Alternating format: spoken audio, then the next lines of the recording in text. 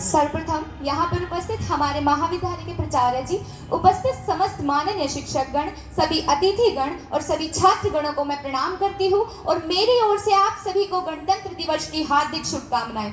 ये दिन हमारे लिए कितना महत्व रखता है, न केवल इसलिए कि आज के दिन हमारे भारत का संविधान लागू हुआ था, अपितु अनेक त्रासदाओं को सहने के पश्चात हमें ये अवसर प्राप्त हुए थे। और किस प्रकार की त्रासदाई थी, मैं अटल बिहारी वाजपेयी जी की पंक्तियों के माध्यम से अपने शब्दों की शुरुआत करना चाहूंगी कि विश्व का इतिहास पूछता, रोम कहा, यूनान कहा, घर घर में शुभ अग्नि जलाता वो उन्नत ईरान कहा। दीप बुझे पश्चिमी गगन के, व्याप्त हुआ बर्बर अंधियारा, किंतु चीर कर तम की छाती चमका हिंदुस्तान हमारा। जग के मस्तक पर रोलिशा, शोभित हिंदुस्तान हमारा। और इसी क्रम में हमारा एक पुराना प्रसिद्ध गीत, उसकी कुछ पंक्तियां मैं सभी के समक्ष प्रस्तुत करती हूँ। जहाँ डाल डाल पर सोने की चिड़िया करती है बसेरा, वो भारत देश है मेरा, वो भारत देश है मेरा। जहाँ सत्य अहिंसा और धर्म का पग पग लगता डेरा, वो भारत देश है मेरा, वो भारत देश है मेरा। किंतु मेरे दृष्टिकोण से इन पंक्तियों में अब परिवर्तन होता जा रहा है, क्योंकि अहिंसा हिंसा का, सत्य असत्य का और धर्म अधर्म का रूप लेता जा रहा है। हमें शीघ्र अतिशीघ्र अपने कर्तव्यों को समझना होगा, क्योंकि विश्व पटल पर भारत की पहचान उसकी मूल संस्कृति से होती है, जो अब विलुप्त सी होती जा रही है। और क्या कर्तव्य हमारे होने चाहिए कि प्रत्येक IIT NIT से पढ़ने वाला छात्र नासा के लिए नहीं, इसरो के लिए काम करे। तकनीकी जानने वाला छात्र APJ अब्दुल कलाम जी के समान कार्य करे। अगर हम क्रिकेट हॉकी खेले तो भारत के लिए खेले। यदि कोई हेमा दास दौड़कर नारी सशक्तिकरण का उदाहरण देते हुए स्वर्ण पदक जीते तो भारत के लिए जीते। हम शिष्टाचार यूं अपनाएं कि जापान से पहले भारत का नाम हो और रचनाएं यूं रची जाए कि साहित्य का नोबेल भारत को प्राप्त हो।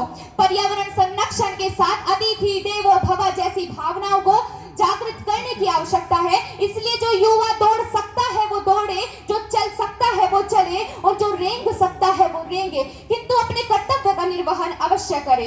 और इसी प्रकार सिंह के गर्जन की भांति मैं नेतृत्व करती हूँ कि उठो जवानों, देश की वसुंधरा है पुकारती, ये देश है पुकारती माँ भारती। और इसी प्रकार सबसे पहले हमें सलामी देनी चाहिए अपने देश के जवानों को, जो सीमा पर खड़े रहते हैं और शहीद हो जाते हैं ताकि हम चैन से जी सके। वो भारत माँ के लाल सीने में फौलाद भरकर शहीद हो जाते हैं कि वो सैनिक जो किसी के गजरे की महक को छोड़ आया, वो सैनिक जो अपनी नन्ही सी चिड़िया को चहकता छोड़ आया, वो कहता है ए भारत माँ मुझे अपनी छाती से लगा लेना, क्योंकि मैं अपनी माँ की बाहों को तरसता छोड़ आया। और इसी परिप्रेक्ष्य में मैं कावित्री कविता जी की कुछ पंक्ति आप सभी के समक्ष प्रस्तुत करती हूँ कि अगर माटी के पुतले दह में ईमान जिंदा है, तभी इस देश की समृद्धि का अरमान जिंदा है।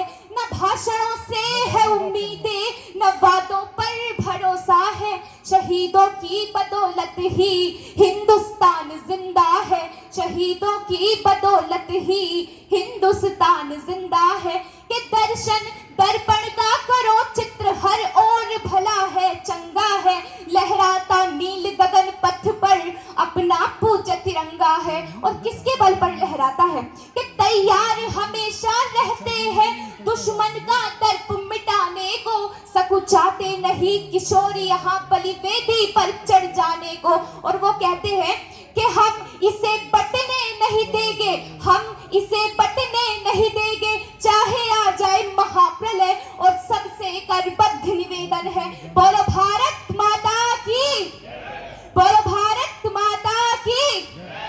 सबसे करबद्ध निवेदन है, बोलो भारत माता की जय। और मैं अपनी वाणी को विराम देते हुए इस मातृभूमि को वंदन करती हूँ, क्योंकि ये साधारण भूमि नहीं, ये अभिनंदन की भूमि है, ये चंदन की भूमि है, ये दर्पण की भूमि है, ये अर्पण की भूमि है।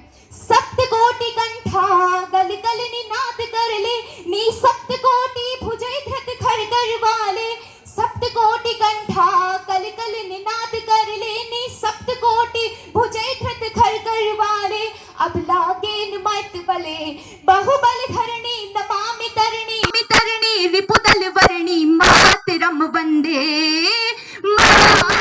त्वं हि दुर्गा दश प्रहरण धारिणी कमला कमलदल विहारिणी वाणी विद्यादायिनी नमामि त्वां नमामि कमलम अमलम अतुलम शुजलम शुक्लम मातरम श्यामलम शरणम सुष्मितां भूषिरम धरणी भरणी मातरम वंदे मातरम।